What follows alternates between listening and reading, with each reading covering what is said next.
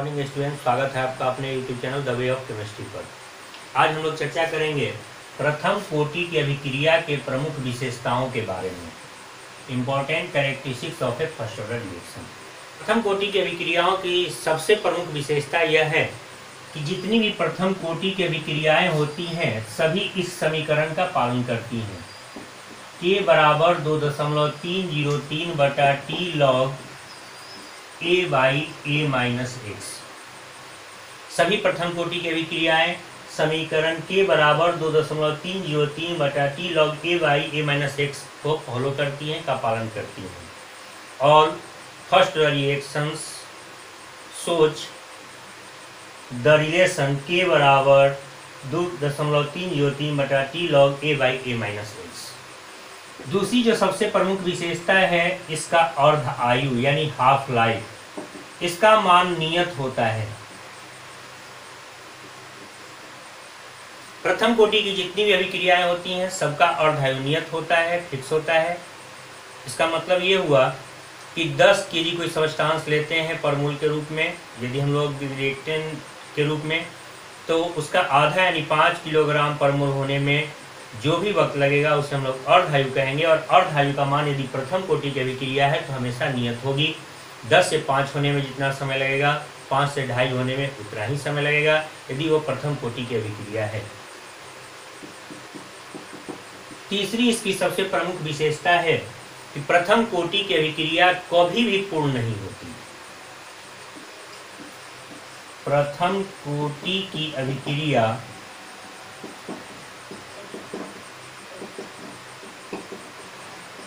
कभी पूर्ण नहीं होती है।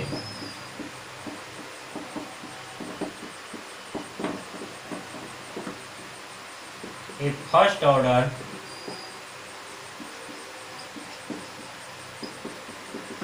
Reaction is not completed.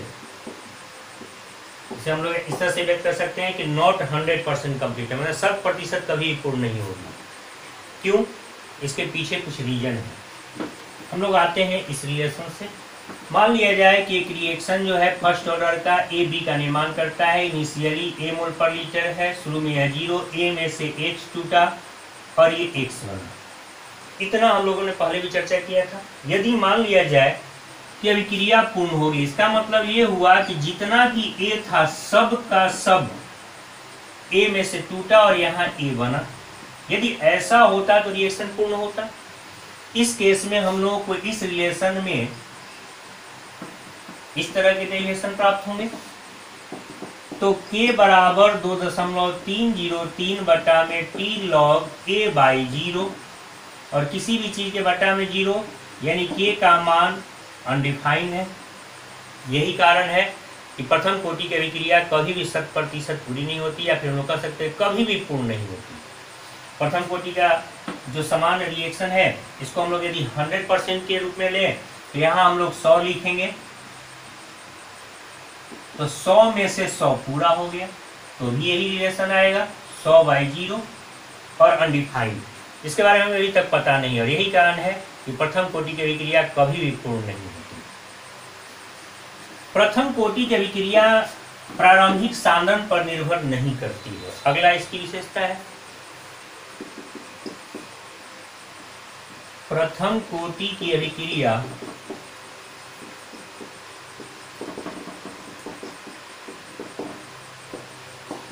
प्रारंभिक सांद्रण पर निर्भर नहीं करती है।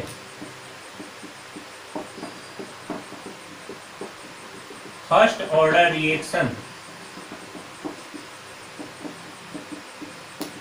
is not depend on initial concentration। प्रथम कोटि की अभिक्रिया पर प्रारंभिक सांद्रण का प्रभाव नहीं पड़ता है। इस चीज को समझने के लिए हम लोग आते हैं एक रिलेशन पर। मान लिया जाए कि प्रथम कोटि की अभिक्रिया हो रही है, प्रारंभ में A मोल पर लीटर, ये 0 T समय में A में से H टूटा तो यहाँ X बना। ऐसा रिलेशन ऊपर पढ़ चुके थे। इनिशियली की बात करते हैं, एट टाइम t।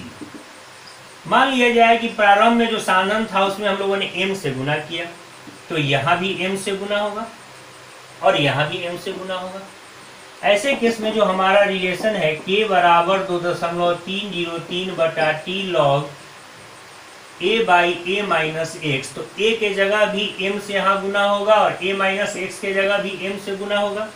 दोनों जगह m से गुना है तो m कट गया, यानी प्रारंभिक साधन को कितना भी गुना कर दें इसके k पर कोई प्रभाव नहीं पड़ता, वेग स्थिरांक को कोई प्रभाव नहीं पड़ता। तो हम लोग कह सकते हैं कि जो रिएक्शन है, प्रथम कोटि का जो रिएक्शन है वो प्रारंभिक साधन से परे होता है, प्रारंभिक साधन पर निर्भर नहीं करता है। दुनिया की जितनी भी रेडियो सक्रिय अभिक्रियाएं होती हैं सब प्रथम कोटि की होती हैं। सभी रेडियो सक्रिय अभिक्रियाएं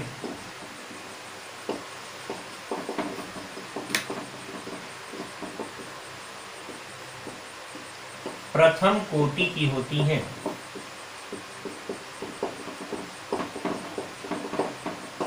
all radioactive reaction are first order.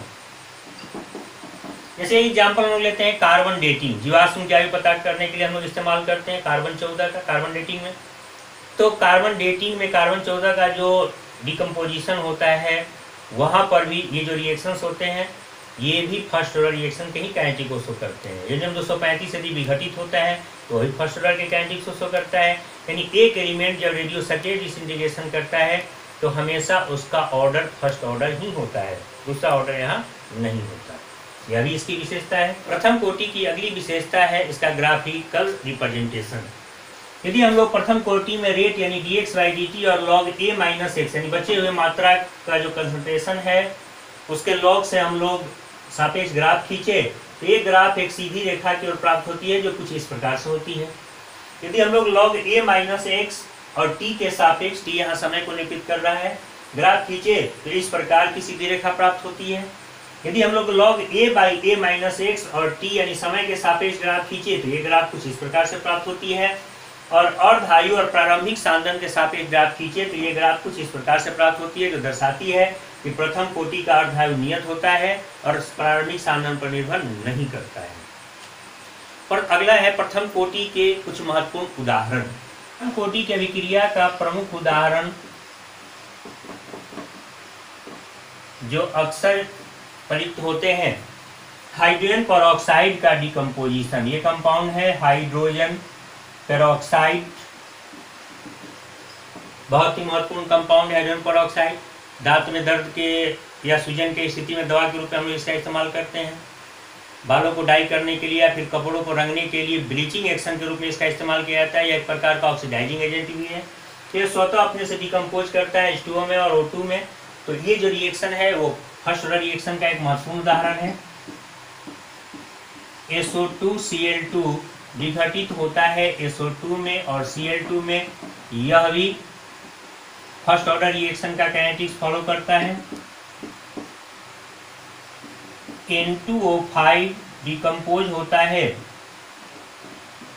N2O4 में और हाफ O2 में, यह भी फर्स्ट ऑर्डर रिएक्शन के काइनेटिक्स को फॉलो करता है। नाइट्रोजन पेंटाऑक्साइड नाम है इसका।